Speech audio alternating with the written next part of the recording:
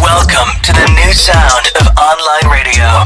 Welcome to the sound of Universal Broadcasting Network. 'Cause you make me feel like I've been locked out of heaven. A mix of today's hits and hard-to-find favorites, combined with the most entertaining and intriguing talk anywhere. This is your sound.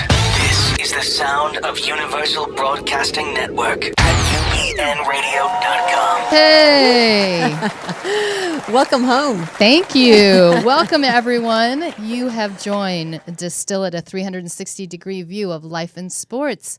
I'm Wendy Rosenthal, and I am here with the lovely, the amazing, the wonderful Eira Schwitzer. Nice to see you. Thank you. Good to see you. Thank you. It's been a few days. You were gone. I was gone. Traveling. I was taking the show on the road. I took the show on the road on our behalf. Yes, I'm just back from London. I went over there to see the American football. I have to say American football game because that's what I've been saying for the last 5 days. Exactly. You can't just say football over there in the UK. It's a whole different thing. Exactly. Yeah. And that's what we're going to talk about on the show today is the trip over there. And so many interesting things happened while covering the show, covering the game and all the media around it. And it brought up some questions. And we decided today to kind of do a debrief and to talk through some of it with not only each other, but our wonderful engineer, Ryan. Hello. Ryan, who has lots of opinions, and we're really excited that he's going to join us in the conversation today. I just saw your hat. I'm like, that's a fun hat to wear. It is. It's very, like my favorite hat. It's very lovely. He loves people. It says, I love you. The people can't see it, but it's nice. It's a nice hat. And speaking of hats, just a quick shout out. Look, I had to bring my London hat back, and I had to wear it for today's show because we are going to talk about London. For those of you who don't know us, it's your first time joining us. Eira and I are the co-founders of a company called the Distillery Inc. We work with athletes from all levels, from amateur to professional, in helping them repurpose their athletic intelligence as they move from their athletic career to a career beyond sports. And that's why we are here. We love talking about sports. We're passionate about sports and the players.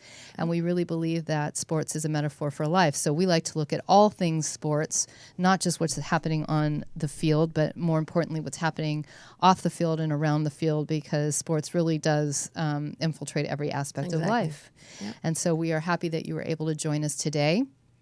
On the show, we usually take a few minutes and talk about some of the things that have happened in sports over the last couple of weeks. But today we decided to just talk quickly about one. So it's pretty significant, don't you think? Yeah. The owner of the Seattle Seahawks, the co-founder of Microsoft, Paul Allen, passed away yesterday, which was very interesting because the Seahawks were actually the team that I was covering in London. Sure. And, condolences to his family and to all of those he touched. I've been reading a lot of tweets and articles on him and what he meant to sports in general. Sure. But he meant to a lot of people, and there was nothing but very positive notes on the impact that he created. So lots of praise for his work. Yeah. Sorry to hear that, and we're sorry to hear that from the perspective of all those who worked with him. Sure. We would love for you to join the conversation. So if you are watching, you can feel free to give us a call at 323-524-2599, or you can Skype in on UBN Guest 1. That is the Skype name, and we would love to hear from you. Where do you want to start? You tell us. No, there's so much. There's so much. So basically, aside from how much beer you enjoyed. I did not drink that much beer. I'm not a beer drinker. A few whiskeys I had. But a quick shout out because you weren't there that's right. alone. So who was keeping you company? So the reason Distill took it on the road is you may have seen one of our past shows called a group called the League Ambassadors. Yeah. We've had them here in studio, and from their perspective, they really their whole mission is to bring a love of American sports to people who live overseas. And so they did this kind of jaunt last year, and this year we decided that it was worth it for the distillery to be there with Distill. And so I kind of tagged along behind them. I have to say they were very good at talking to people and interviewing people and really having a load of fun.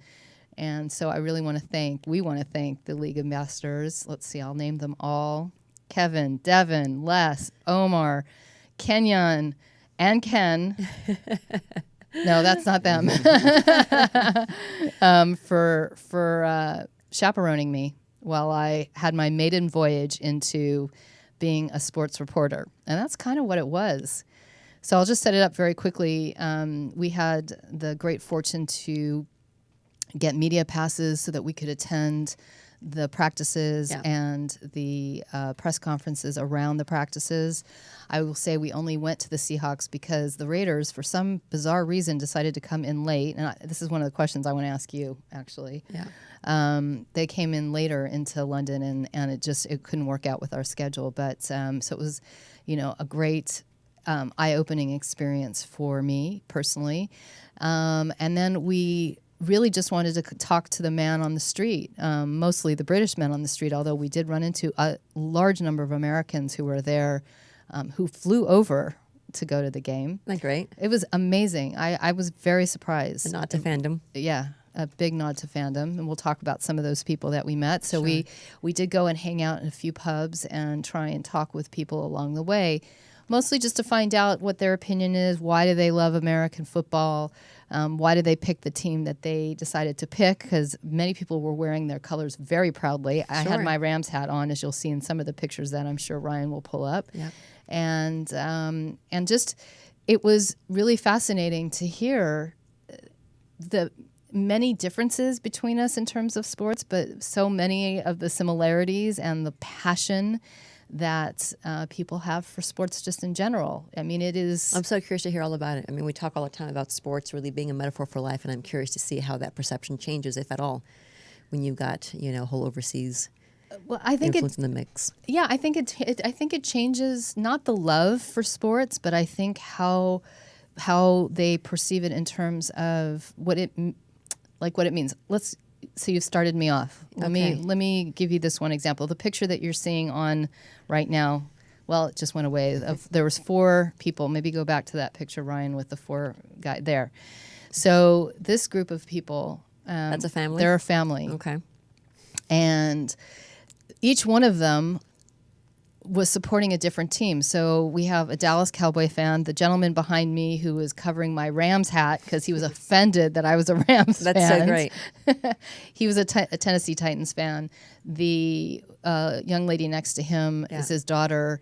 That she's a Green Bay fan, and then an uncle or somebody, the other person that was staying there, part of their family is a Kansas City Chiefs fan. And I asked them, I didn't realize at first they were a family. And then when they told me, this is my daughter, this is my son. One family, 4 different allegiances can only happen in something outside of proper football. Exactly. But that was the interesting thing. I said, so why do you love American sports? Yeah. And they said, we love American sports because, or football, I said, basically, why do you love football? And they said, because we can view it as a family. And we can love different teams. It brings us together as a family. And I said, and soccer doesn't, I had to use the word football because otherwise they get upset if I say soccer. But I said, and football doesn't do that for you? And they're like, no, because if one of us, for any reason at all, even good friends or family, act like something other than the team I like, forget it. They're not watching games together. Yeah, no. They're not watching games together. Sure. And this particular family, they do this. They have a season pass to all of the games. And this is how they see their kids because their kids don't live with them now. So interesting. So the football game is what brings them together. And they're all sitting there rooting for different teams. Yeah, happily No rooting tension. for different teams. But they were not the only group of people that said that to me. And I was flabbergasted, because we don't see that. We had a few people say to me, how do you guys do it? How do you sit in the stands together? Okay, so for those of you who haven't been to a soccer match in the UK, because it's not the same here in MLS, not at all, but a soccer game in the UK, the opposing team's fans have literally one section. It is carved out. You cannot sit if you are not going to root for the home team, you can't sit in that section. And in the section where the opposing team is sitting, there are police people lining the whole game. Protection. They stand on either side of that section, making sure that nobody gets hurt. Right. That's nuts. That's serious. And that wasn't necessary with the NFL game. It wasn't necessary with the NFL game. And the interesting bit about it is people were asking me, how do you guys do that? Because what they see when they watch American football is that it's a mixed crowd. It's a mixed crowd. Exactly. And you're sitting next to whoever you're sitting next to. Sure. And they're like, and you don't beat each other up? And I'm like, no. It's really interesting, though. We actually don't beat each other up. We don't want to. That's really fascinating. My family comes from a military background, so we always go root for Navy football and Sure. I'm from Colorado, so the Air Force Academy is in Colorado. So every time the Navy Air Force is playing, they actually do the exact same thing, where they It's Navy totally over separate.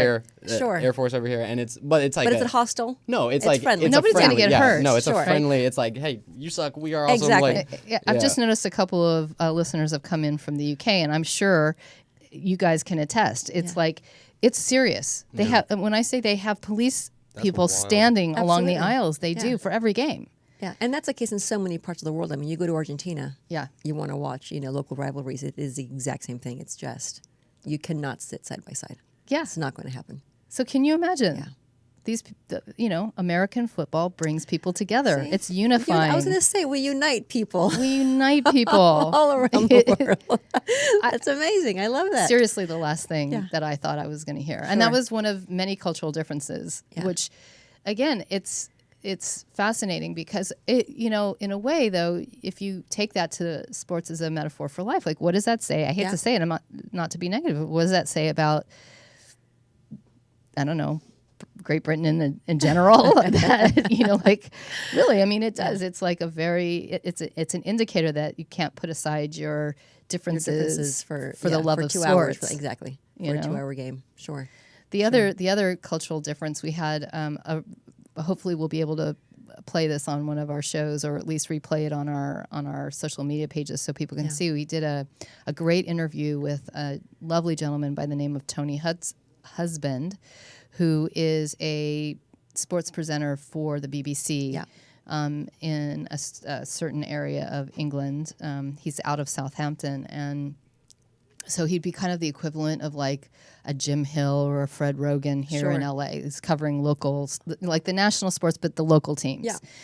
And so we had the opportunity to interview him, and it got brought up that, one of the big differences between American football and soccer is that in soccer you can have draws. Right. Where, like the game ends and it's in a tie. And so I asked him, I said, look, how does that work? Because, this year is the first time in I can't remember how long where not one, but 2 games recently have ended in ties, Right. which is antithetical to everything that we Americans believe in Absolutely. in terms of how a game should end, right? And a draw is one of the things that drives Americans nuts. Right. Draw is worse than a loss. When you think about proper football. So this is Soccer. what. So this is what.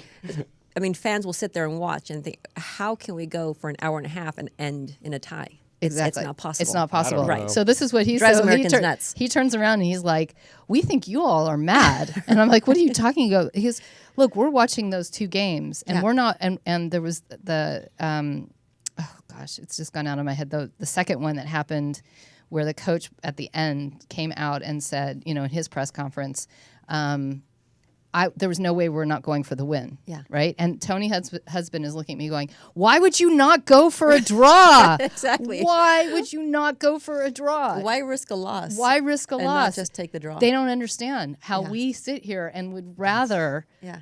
lose Right. than walk Than away settle for a draw. than settle for a draw, right? That's like a family motto of mine. Loss is worse, or tie is worse than a loss. Yeah. Yeah. Yeah. That's a fact. And it was from a deep, it was in his DNA Yeah. that he was like, we just don't understand you Yeah. guys. We don't understand. If there's not a loss, it's not a loss. It's a good thing to have a tie. They have different point systems, though, right? Like I know. for championships and whatnot. Like, maybe I don't know. No, I mean, it's at the end of the day. Look, they have like. Oh, I told him that we were going to bring him on to have a conversation about cricket.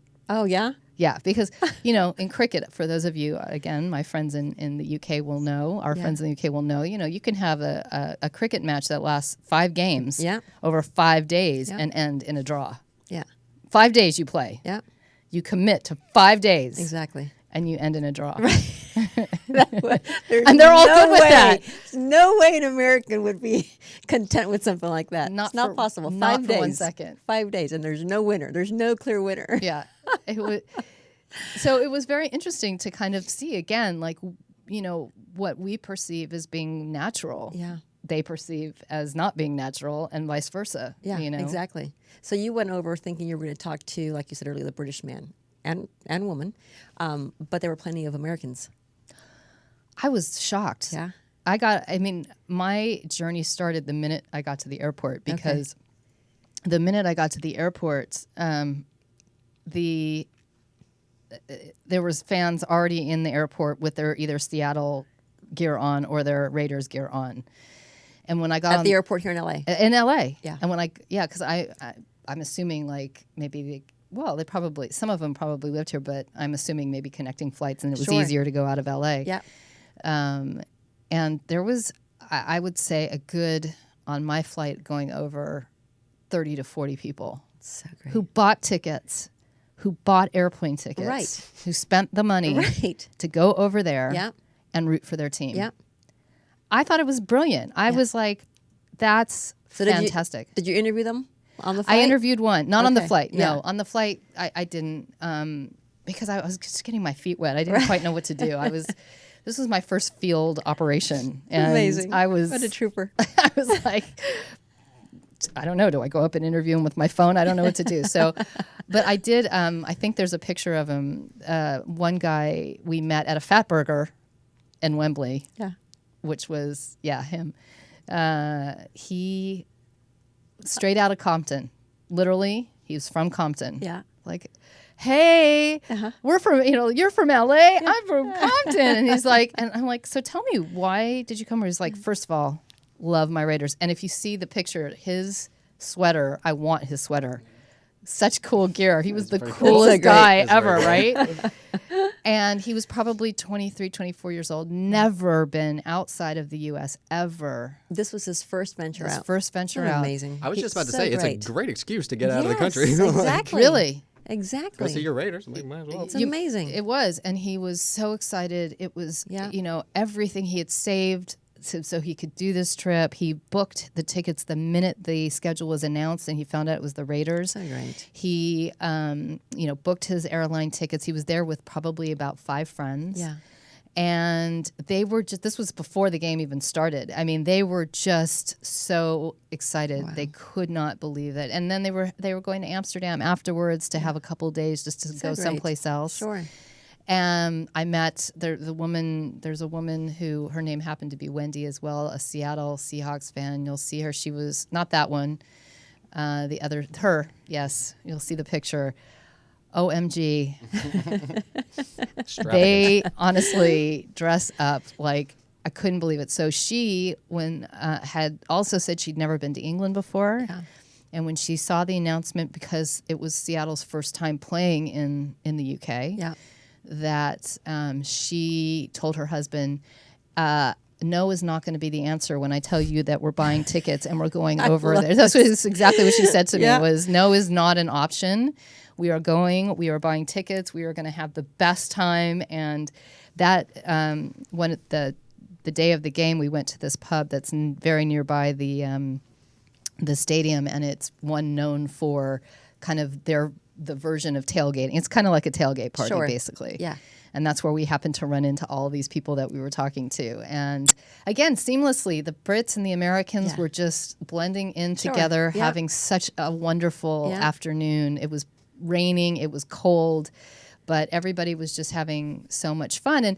And that brings up how sports really binds us. Like it helps us feel like a family. Yeah. So even though there was the varying chance of Seahawks versus Raiders, like I got the whole thing going down, like it didn't matter because they were all just having such a good time. It was so amazing to see. So can you give us a sense for how it is that UK fans choose their allegiances? I mean, how do they pick a team? Why the Raiders? Why the Seahawks? Again, another fascinating thing. I was shocked. First of all, you just expect to see like the colors of the teams that are playing. Yeah. But no. No. Everybody had their gear on. Everybody. Like, there was very few people that were walking around in normal street clothes, right? And so I made it my mission to go talk to as many people as I could to find out why. Yeah. So in that family that I showed before, you showed before, you know, the Green Bay Packer fan, which was the girl. Yeah. Really had a crush on Brett Favre. Okay. So that's all it took. And then it was Aaron Rodgers after that. So like they kept the high standards of very good looking quarterbacks. She's in for life. She was all in. She was like, okay. And then the Tennessee Titans guy really started out as a Houston Oilers fan. Okay. Oh, that was another thing we'll have to talk about. Yeah. Like the whole, so he started out as a Houston Oilers fan, and he loved Warren Moon. So that's why, and I asked him why a Houston Oilers fan, right? Mm-hmm. And he said because, you know, when they first started broadcasting football games in the UK, it was it was a very interesting story, actually. There was only 3 channels. I don't know the first time you ever went over to London, but the first time I went to London in 1984 or 85, there was had just happened that 4 channels came on. It was like 3 channels. Yeah. It was crazy. Wild. Exciting. Yeah. So when the 4th channel came on, they basically put on whatever the hell they could get because, you know, they just needed content. Yeah, exactly. And so they made an agreement with the NFL to bring some of the games over, but they would bring them over like a week later. So everybody was seeing everything late. Yeah. So a lot of times it was just whatever that first football game was that you saw. Sure. Back then for this guy it was the Houston Oilers. That was and the hook. And that was his hook. That was so great. Kansas City Chiefs guy, just like the color. The kid, the Dallas, I said to him, your dad's given me a hard time about being a Ram fan. Yeah. How are you sitting in the same house if he was an Oiler fan and you're a Cowboy fan? Like, what the heck? Yeah. How does that work? Yeah. And he said, well, I really like Troy Aikman. Funny, they key on the quarterbacks. Yeah. He liked Troy Aikman. I was like, well, let me tell you, I was at USC when he was playing for UCLA. I saw him live and up close every Saturday, like once a year at least. And we hated him. Yeah. Hated him. It was, you know, a variety of my friend introduced me to the team. Yeah. One guy I met, a Bucks fan who happened to go to Tampa Bay on a holiday and all of a sudden Tampa Bay was his favorite place. And so these are not fair weather fans. I mean, once they're in, it's like supporting their local, you know, proper football club. Like they are in for life. This is it. They're in for life. So I asked the question and something that I would love to hear from you guys too. So I asked, there are a lot of rumors that London is going to get a franchise. Mm-hmm. You know, it just doesn't make sense really to start playing more games. Right now, they're 3-4 games a year. Yeah. And to add another game at that point, you might as well have a franchise. And they have a stadium owner who also has a stake in one of our teams here, the Jags, who everything could collide to make it so that London has a franchise. It's a franchise. And if that's the case, do people... They are like, well, of course we'll root for the London team, but you don't jump ship. No jumping ship. Okay. And that's another... I love it. Another really interesting thing that I found, because when I was talking to people, they were asking, because I was asking the Raiders fans, what do you think about the move to Las Vegas? Sure. They're like, I don't like it. I don't like it They at all. don't understand our attempts to pick up and leave. They do not understand at all. Yeah. If for them, because that wouldn't happen. It would it's like your Man United. You're not moving Man United down to Somerset, right? And call them Somerset United. It's not going to happen. Yeah. Right. Or call them Man United Somerset. There will be blood. There would be blood. There will be blood. Yeah. Yeah. Well, there's also a thing, you know, I don't know if you know this. I'm sure you do that. That the fans kind of actually own the stadiums in the UK. So it's not as simple as just saying, okay, we're going to leave. Right. It's a whole ownership thing. They have a say. But besides that, you're just not going to see Man United move to Durham, the UK, Exactly. right? It's just not going to happen.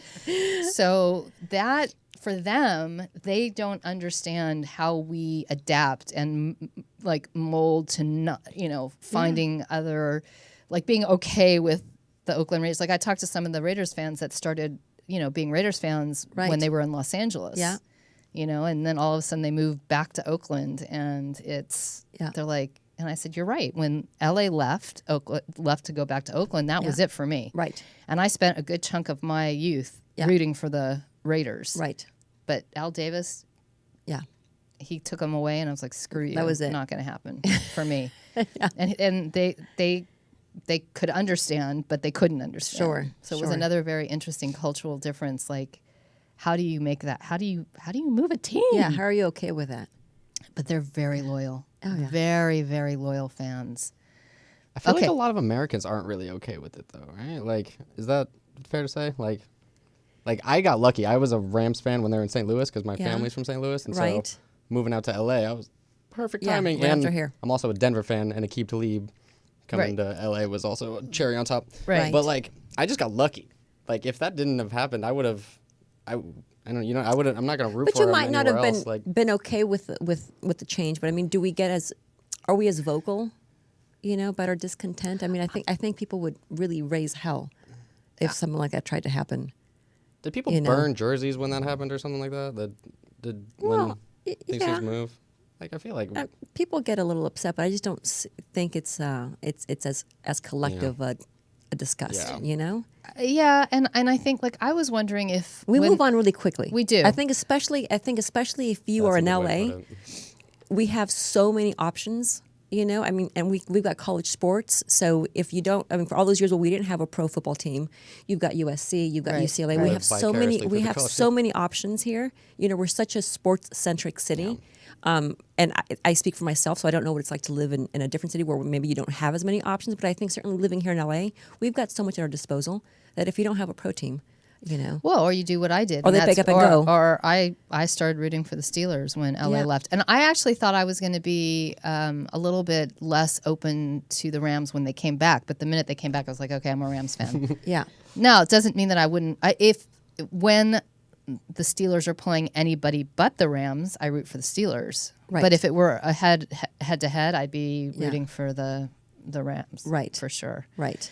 So I don't know. It was very, like, it's funny if you say life, sports is a metaphor for life. You look at the Brits, you see that they're very loyal. Right. Very, very loyal. Yeah. They're but yet they're hostile to.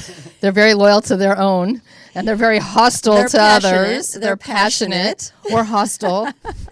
Either one, depending on the sport. Yeah. Passionate or hostile. But then on the other hand, like, it's funny how they look at wins. Like, winning is for a country that basically conquered the whole world. You're right. You would think winning would be everything, but exactly. No, they're quite comfortable civilized. with the draw. Exactly. They're very civilized about the whole thing. Maybe that's how they lost all of their colonies, because they were civilized. They were so comfortable being civilized and comfortable with the draw. Exactly. I just noticed that there was a little problem on my Facebook page, and all my British friends kind of dropped off. I hope they come back, because it was like, I don't know why that happened. Anyhow, so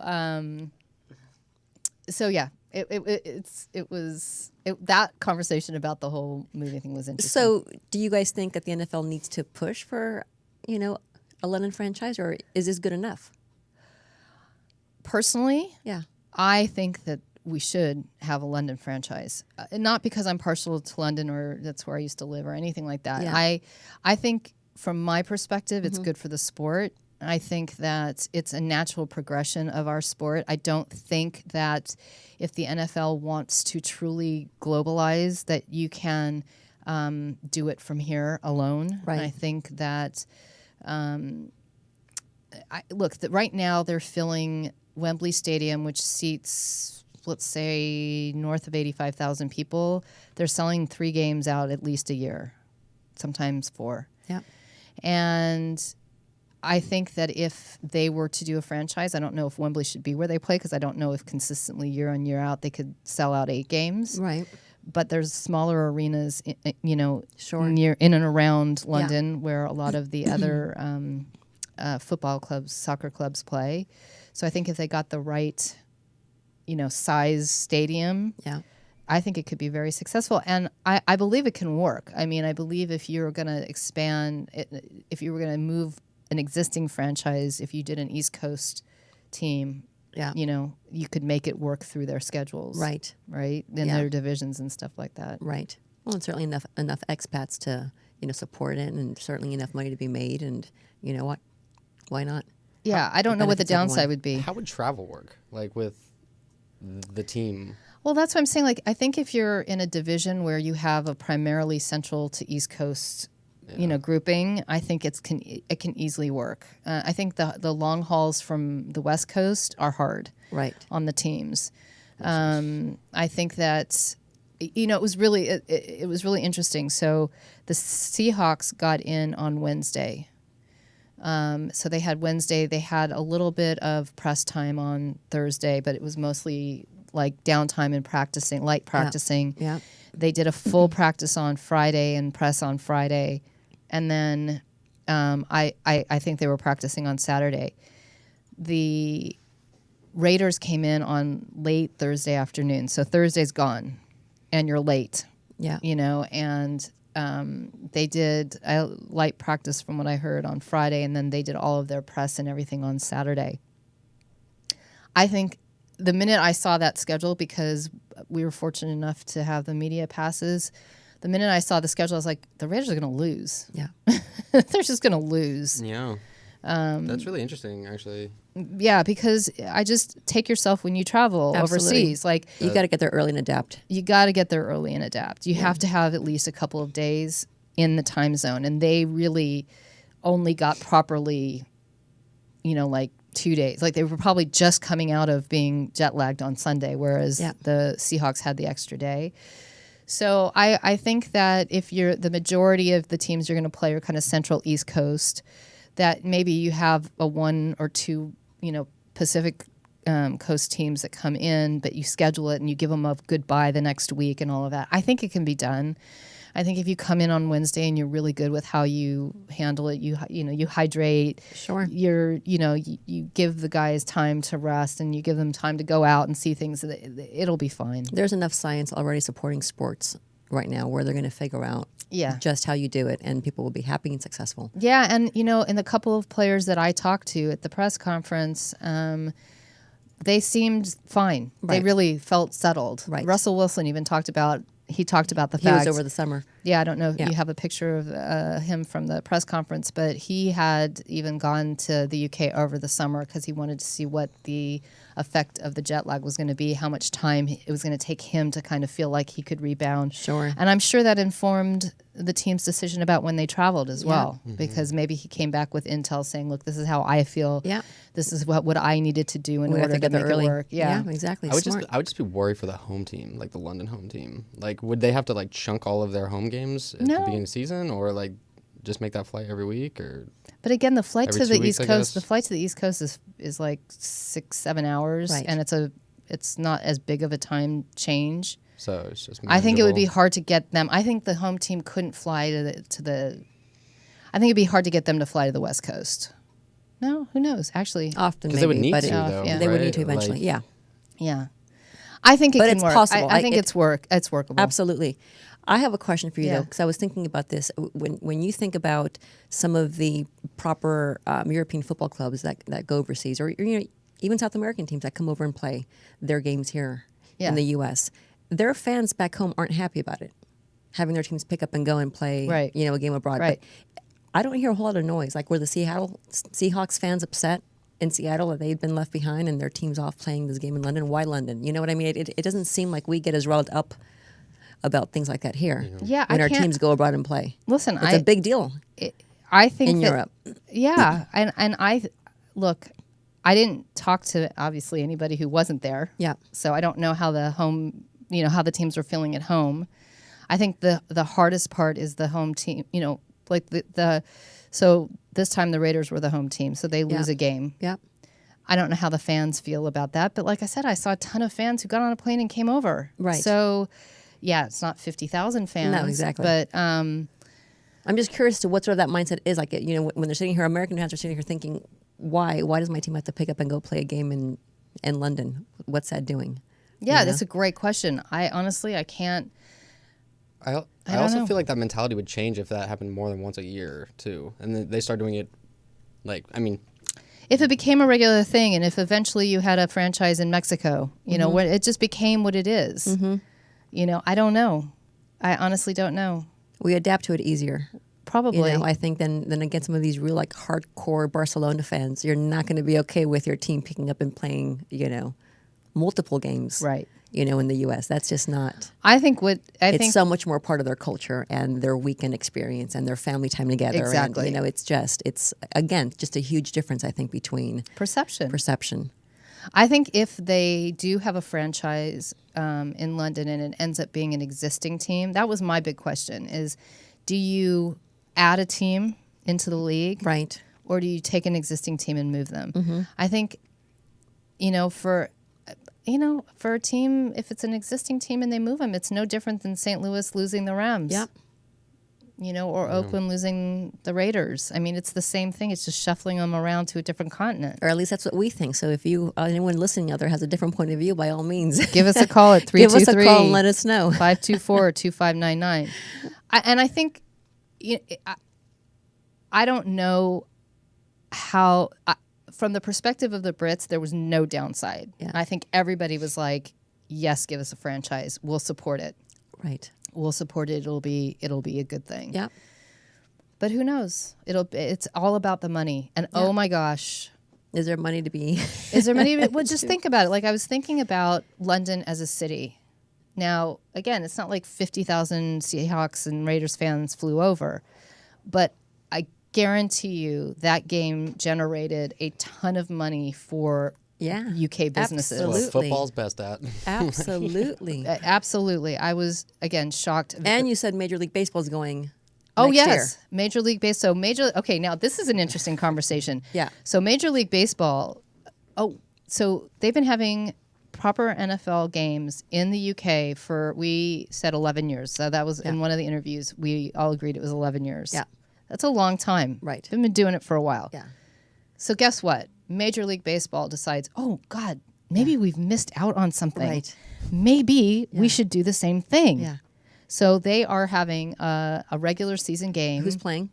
The Red Sox and the Yankees. So they're going, wild. and they're going big. They're not going with Okay, now that's a big rivalry. So there I want to know how the fans feel about that. yeah. That's a big deal because that's not just any baseball game. Those are two huge teams. That's Right. a big rivalry. So I want to know how those fans feel. Well, and the interesting bit about it is because it's closer from the East Coast to get over there, would they go? Would they 'Cause go? It's easier. Would they go? Would exactly. they go? Because Yeah. you could really, literally, you could go for a couple of days. And Yeah. it's not such a big... Yeah. I mean, I wasn't there for that long. Right. But, It was an easier trip from it's an the East easier Coast. trip Absolutely. from the East Coast. But what is fascinating to me, because we asked some people about Major League, about baseball, and well, granted, I was standing in, a bunch of bars with football fans, Right. but they were all like, "We don't like baseball. It's really boring." And I said to one of them, "I'm like, do you like cricket?" And they're like, "No." And I'm like, "Okay, well, that's why you don't like baseball, Right. because you don't like cricket. Yeah. If you don't like a game that takes time Yeah. to unfold and Yeah. has, nuances that are, then you're not going to like it." And I understand that. I got to say, I've always enjoyed, a very clear start and end time to a game. Yeah. I really, really do appreciate. Eira likes order. I do. I like order. I like a very clear start and end time. It makes me very happy. So, I'm with the non-cricket loving fans. Well, with cricket, it's going to be 5 days. It will end in 5 days. Exactly. No, but one of the conversations we had, again, it's just, to me, it's so fascinating how sports think. So in the UK, and Betsy Davis is going, woohoo, go Sox. Hey, Bets, I think you should start saving, because I think we're all going over there for that one. Get your tickets now. I kid you not. I think we should be covering it. We've got to go see that. We've got to go so see much that. Fun. Yeah. I can't even imagine. Yeah, I'm starting to work on it now. Okay, so let's plant the seed now, Ryan. We're doing the Distill It show from London. In June next year for the Sox Yankees game. All in, Okay, all fabulous. But so cricket. So there's a thing in cricket called the 2020s, which is a shorter version of a cricket game. That game happens to end at, I think it's a 3 to 4 hour game. I've been to one. They're actually quite fun. they're even doing a shorter version now. They're trying to develop a shorter version of cricket that's even under that. The game ends in 2 hours. You have to. Our attention spans are getting shorter and shorter. But think about no it. Alternative. Can you imagine if all of a sudden somebody says, "Oh, and Major League Baseball now is only 4 innings," right? Or you have an alternative Major League Baseball game that you can go to that is 4 innings or 5 innings, like an abbreviated You've got 90 version. minutes. However many innings we can squeeze into those 90 minutes, that's what you've got. But let me tell you something. You want to find a way to generate more money out of your minor league teams? Right. Let them play those short games. Let them do that. Yeah. Oh, I think we should be calling up the commissioner of baseball right now and telling him have that a conversation idea. about. I like that idea. Let's explore that. But seriously, you have all these minor league teams that you could possibly be generating more money out of. But that's what they're doing to cricket, which is boggles my mind. Is that like the 3-on-3 or league for the NBA that they're doing? Yeah, that's similar. That's I mean, it's a similar. Stuff, but similar. It's very bizarre to me. But who cuts a game down like that? It's so funny. It's like, but there's an audience. There's an audience. There's an audience for just about anything. Yeah, that's why I told Tony Husband I want him to come on and talk cricket because I love that. It would really fascinating. Yeah, because it's such a different sport. Sure. So, So I feel like the MLB is about 10 years too late. I don't know that they'll get the same reception. They might from expats that live over there who are aching to see a baseball game. Yeah. I feel like they're gonna and they're being smart and they're picking 2 banner teams and a banner rivalry to go to take it over there. Yeah. But I don't know. It's fascinating that they've decided to jump on board, especially now that they're seeing the NFL, who've done an amazing job of kind of spreading their wings all over the world. Exactly. I have a question for you. Yeah. What do you think? What do you think that it looks like for the NFL in like 20 years if they open a franchise in London? Do they open like a whole division in Europe or like? Well, they have one now. Yeah. There is a division called NFL UK, and their role right now. Not know that. Yeah, and their role right now is to manage these games that they have over there. Yeah. And they manage it. There was a fan. I don't know if I sent this picture, but there was a fan experience like around the arena. There was a ton of kids. The press conference I went to. No, I didn't send it. The press conference that I went to, they had about 100 school kids that came out and that got to meet some of the players and had the mascot playing and doing great things and dancing with them. Yeah. I mean, there's a whole series of events that happen in the lead up, and now with 3 or 4 games a year, they're busy. So I suspect that it's not a whole it's a like a subdivision. But is that the next move? Like if a London team is successful, they all goes out without pretty much any hitches. Is there? If it's a German doing team? well, Is there if it's doing well and there's money to be made, the fans are there. I mean, I can't imagine that it wouldn't explode. Sure.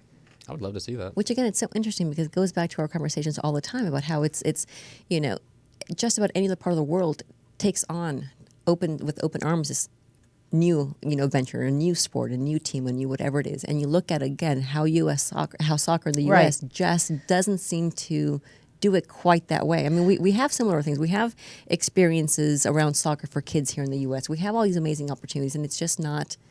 But I think it's starting. It's starting to. It's starting but it's to. been a long, long time. I mean, 11 years, an NFL game in the UK is not a huge amount of time when you think about the decades we've spent trying to get soccer to really take off in this country. I think it's so funny talking to again the sports presenter who primarily covers the Premiership, although he covers all local sports. But their local sports are again few and far between the soccer team. Sure.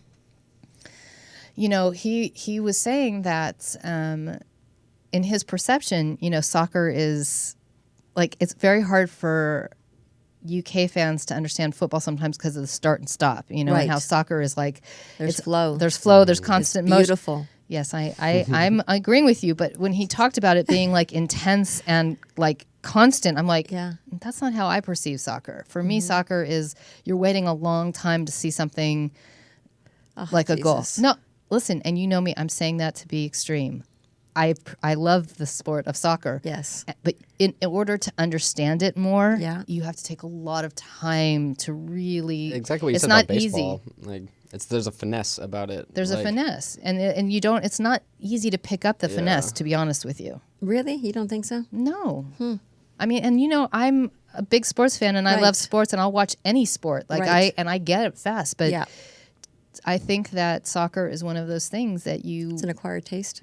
Not an acquired taste, but if you're watching it if you're watching it professionally from the time you're little, like right now, our sons can analyze a football play. Right. They can say, "Why did you throw it there?" Like they very quickly, because they're watching it from almost birth. Same with people who are. I think it's so much simpler. I think it's so simple. I think the rules are simple. I think it's very clear to see what's happening. I think it's so much easier and simpler to understand. I didn't say that even trying to analyze it. I think it's no, not. it's to see like for me. Okay, don't. She's gonna throw something She's at me. sitting I'm gonna far enough away where go ahead, give it a shot. No, say what you when have I to say. first started watching soccer, for me it was boring because I don't like they're just running around passing the ball back and forth to each other. Very rarely are they on. This is what I saw when I first started watching. They very rarely are Bless on her the heart. attack. hard eye contact. Did you notice how I like? I've got to look at the "I love you" hat. Yeah. Something's got to get me through. Allowing her to finish this point. You've been with it from your very young age, Right. because you grew up in a family that was watching it. Because again, the same thing for me. If I really look at it, it's a lot of running around with a ball. Like it's hard to pick up the finesse of the passes that are made. Like you have to really watch and understand and have intention to see it. You have to try that kick also. And see how hard it is. That Exactly. You can't do that. Exactly. I find myself somewhere in the middle between you guys. Like I grew up with soccer. I'm being extreme, not how I really feel. I'm just trying, for example. I will, regardless, I'm pretty in the middle with this. I played soccer, loved it. I loved the actual doing it when I was growing up. But I didn't connect with the MLS teams. I don't know what that was about that. Interesting, all my friends love soccer. They all have dedicated teams that they love, and they all talk about it. And I feel like I'm kind of behind because I don't really know like all the nuances of everything. Sure. But like, it took me a while to see finesse. But then I started to see it, and you can't unsee it. Like, you can't unsee it. Once you're there, you're there. Yeah. You get it. Yeah, sure. And like, I think it's really interesting that you said that people connect with like one player, and that's exactly what I did. Messi. Like, I just like, I didn't know anything, but I was like, that guy's amazing. Right. That's my guy. Like, I'm rooting for Argentina in the World Cup now. Like, it's like, you know what I mean? Don't say not- that. She's not go now that she's going to far. throw it. Now she's not going to look at you now. It's now going to be over tried. here. No, It didn't but I work hear very you. well, but like, I hear you. yeah. But isn't it interesting that that was a player for you? Yeah, And again, they bring in these amazing players from all over the world to play on MLS teams, and it just but they play on them. seem They to- play on them when they're on the downside of their careers. right. You're not seeing them at the height. Sorry. No, you're not seeing it their hype. But my point is that you don't know them until they've come. Like it's not. Until they're And by the known. way, exactly. the Brits think of our MLS as like a minor league team. Like they don't believe of that's course. playing at any kind of high level at Of course all. not. Of course not. Well, they're most, not. Most Like, right. people from all around the world, most fans all around the world feel that way. This is not the MLS is not up to par. Yeah. Absolutely. Yeah. So there was a lot there. Again, we're nearing the end of the show, and I feel like I haven't even gotten to talk about all of the things or talk about all the amazing people. One last quick story. I met a woman. She's wearing a Seattle Seahawks wood carved hat. You must show this.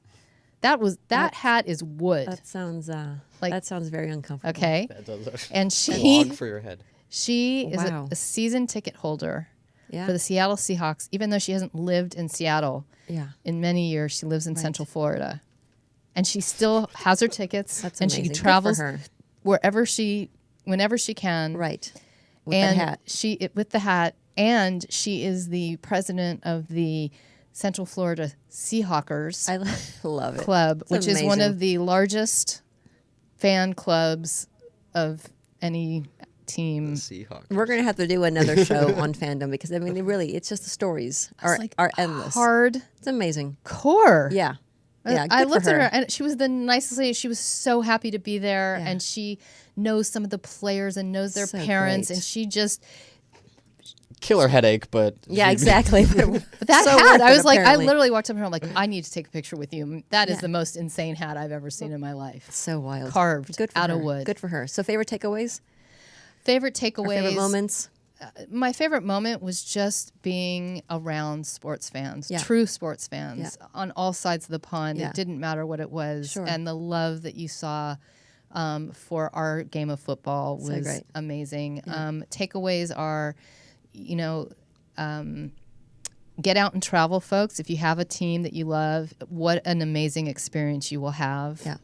I really believe if your team is playing in London, it is worth the ticket and it's Yeah. worth the price to go and to give your kids that kind of experience too. So great. Amazing. Yeah. That, you know, this is why we love sports. It is truly, it is a metaphor for life. You just meet people of all types and shapes and things that they do, and what brings you together is sports. Yeah. And you know, if we could kind of find that commonality in many other things, I think the world would be a better place. But then again, I'm very biased about sports. So anyway, there you go. It's a good bias. All right. Good bias to have. Thank you all so much for joining us today. We truly appreciate your listenership. You can find us on thedistilleryinc.com, on iTunes, Spotify, CastBox, iHeartRadio, Stitcher. Please subscribe. Follow us on Facebook on the Distillery Inc.'s Facebook page. Send us your comments, questions, suggestions Anything. for show topics. Love to hear from you. Yep, and we will be back in 2 weeks' time, and we really look forward to it, and we always appreciate your time. Have a great couple of weeks. In the future, talk radio will actually educate, inspire, and make you think. The future is now. Topics and music that affect your life from Universal Broadcasting Network. Tune in at ubnradio.com.